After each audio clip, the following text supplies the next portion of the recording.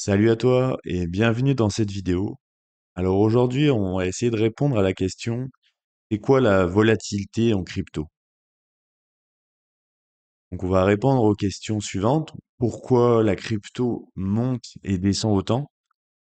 Qu'est-ce que la volatilité exactement? Pourquoi la crypto est plus volatile que la bourse? Et les principales raisons qui expliquent ces mouvements. Donc la numéro une, bien sûr, c'est la taille du marché. Bien sûr que la taille du marché est plus petite. Donc, à titre de comparaison, avec la bourse et l'immobilier, donc le marché crypto, il va être autour de 4 000 milliards de dollars. Le marché boursier, lui, il va être à 120 000 milliards de dollars. Donc ça représente une trentaine de fois, le marché global des crypto-monnaies. Et le marché immobilier, résidentiel, il a plus de 280 000 milliards de dollars. Donc c'est juste des chiffres qu'on a complètement, du mal à se mettre en tête, à s'imaginer. Donc pour comparer, on peut le voir juste en bas ici, au niveau, euh, au niveau de la crypto, ça va être 4 trillions, donc on peut voir un carré comparé à tout ça. Avec l'immobilier, c'est exactement pareil, donc c'est juste voir que la crypto-monnaie, c'est juste une goutte d'eau. Sur ce deuxième point, on va parler de la liquidité qui est plus faible. C'est quoi la liquidité? C'est la facilité pour un actif d'être racheté ou vendu sans trop faire bouger son prix. Donc dans un marché peu liquide, on va avoir moins d'acheteurs et de vendeurs. Donc qu'est-ce que ça fait? Ça fait qu'aussi que le prix peut bouger plus vite. Si par exemple une baleine veut acheter pour 650 bitcoins, le prix va drastiquement monter à la hausse plus facilement selon la plateforme d'échange, parce qu'en fait il y a beaucoup moins de d'offres que de demandes dans ce cas-là. Donc les gros ordres déplacent le marché. Donc c'est exactement ce que je viens d'expliquer, et ça augmente la volatilité. Donc, par exemple aussi, lors des crashs de Covid, on a pu voir la bourse selon les journées qui pouvait être à -5, -7%. Dans ces cas-là, le Bitcoin, il prend aussi très cher, hein, il prend donc les -10 à -15%. Mais c'est aussi les autres actifs derrière Bitcoin, hein, qui prennent davantage cher. En général, on dit Bitcoin, il perd 10%. L'Ether, ça va être environ -10%, -20%, pardon.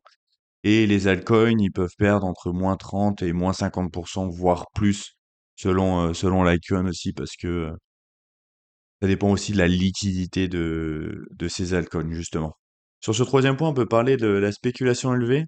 Donc, une grande partie des acteurs sur le marché crypto cherchent des gains rapides, donc des achats rapides quand le marché monte, avec la peur de manquer le train, le FOMO. Quand le Bitcoin est monté à 100 000 dollars, il y avait énormément de monde qui s'est rué dessus. Aujourd'hui, à l'heure où je tourne cette vidéo, il y a quand même beaucoup moins de personnes qui veulent en tout cas s'y mettre. Et il y a aussi des ventes rapides quand ils baissent, comme on a eu un petit peu ces derniers temps, où les marchés peuvent être très violents, ce qui est quand même très dur psychologiquement. Donc, plus ces mouvements, ça va amplifier davantage la hausse comme la baisse sur le marché. Sur ce quatrième point, on va parler du levier et liquidation. Donc le levier, en fait, ça va être un mécanisme très utilisé sur les marchés dérivés crypto-monnaies. Ça permet de prendre une position plus grande que son capital. C'est un peu comme acheter une maison, acheter un immeuble. En fait, c'est avec de l'argent qu'on n'a pas, c'est de l'argent qu'on va demander à la banque et on va pouvoir emprunter sur 10 ans, 15 ans, 20 ans, 25 ans directement pour pouvoir investir. Sauf que là, c'est mis dans la crypto-monnaie, donc sur un marché très volatile, qui est très risqué, très spéculatif, donc à éviter absolument. C'est un emprunt d'argent pour investir plus ce qu'ils possèdent réellement, donc ce que j'explique juste avant, et les gains et les pertes sont amplifiés. Bien sûr que les plateformes d'échange vont davantage mettre en avant les gains en proposant tous ces produits dérivés, mais ils oublient bien sûr de mettre les gros risques qu'il y a à faire ces effets de levier qui peut être vraiment dévastateur. Donc on va prendre un exemple sur quelqu'un qui va, imaginons un trader qui a 1000 dollars, avec un effet de levier x10, il a une position de 10 000 $. Donc c'est ça, c'est comme si donc il met 1 000 $ sur le Bitcoin. Donc si le Bitcoin il monte, donc, il baisse par exemple, pardon, de 10%, la position elle est coupée.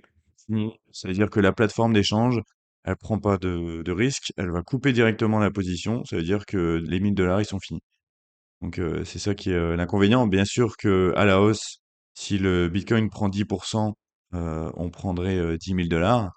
Sauf que la volatilité, elle est très extrême, d'autant plus que par moment, il peut y avoir des bougies. Par exemple, dans le cas du crash en octobre 2025, il y avait la personne qui avait fait un effet de levier x2. Certaines personnes peuvent considérer que c'est peu risqué, x2. C'est-à-dire qu'il faudrait que la crypto baisse de 50% pour vraiment tout perdre. Sauf que justement, sur certaines plateformes d'échange, il y a des crypto-monnaies qui ont perdu 50% en quelques minutes, quelques heures, parce que il y a manqué de liquidité justement, et donc elles se sont fait liquider comme ça. Donc c'est vraiment des choses qui sont très risquées et qui augmentent justement toute cette volatilité dans le marché qui malheureusement par moment a du mal à repartir à cause de tous ces effets de levier qui sont plus le marché avance et plus le marché grossit et plus il y a des effets de levier et des liquidations, ce qui fait par moment une grande purge. Sur ce cinquième point, on peut parler des news et des whales. Donc les news, ça va être avec des annonces de régulation, adoption d'une entreprise, décisions politiques, etc. Donc dans un marché très réactif comme la crypto, ces informations peuvent provoquer des achats ou des ventes très rapides.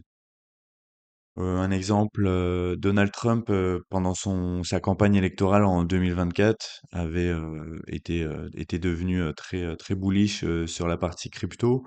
Il avait proposé de faire une réserve stratégique de Bitcoin pour le gouvernement. Donc, c'est ce qui a propulsé le Bitcoin en décembre 2024 à plus de 100 000 $. Ça a fait énormément de bruit, ça a mis beaucoup de FOMO de la part des investisseurs.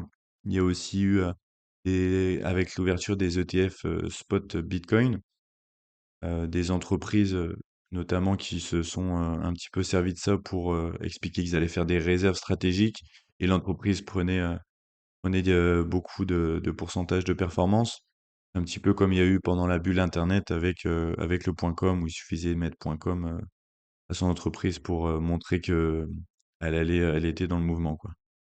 Il y a eu aussi, il y a aussi, pardon, également les whales, donc qui vont impacter. Donc c'est quoi une whale?